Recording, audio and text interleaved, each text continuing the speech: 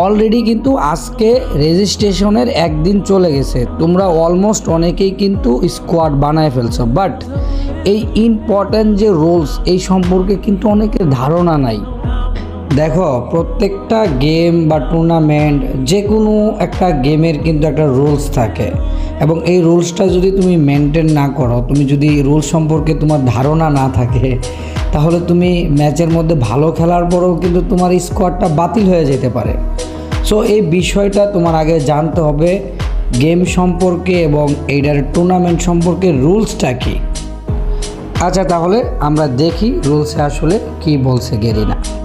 আমি তোমাদের একটু শর্টকাটে বোঝাবো। প্রথম রুলসের ধাপ যেটাতে বলা হয়েছে যে তোমার র্যাঙ্ক স্কোর থাকা লাগবে, এই টুর্নামেন্টে তুমি অংশগ্রহণ করতে গেলে তোমার র্যাঙ্কের স্কোর থাকা লাগবে হিরোইক, সর্বনিম্ন হিরোইক থাকা লাগবে, আর তোমার আইডি লেভেল থাকা লাগবে 28।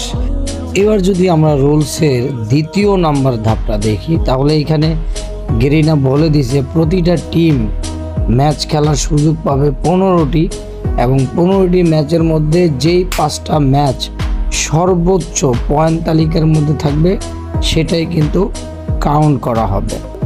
এবার যদি রুলসের তৃতীয় নাম্বার ধাপটা দেখি, এইখানে কিন্তু গেরিনা বলছে বাংলাদেশ থেকে শীর্ষ 38টি team FEWS BD spring 29-26 league স্টেজে এবং নেপাল থেকে শীর্ষ 18টি টিম FFWS খেলার জন্য চলে যাবে।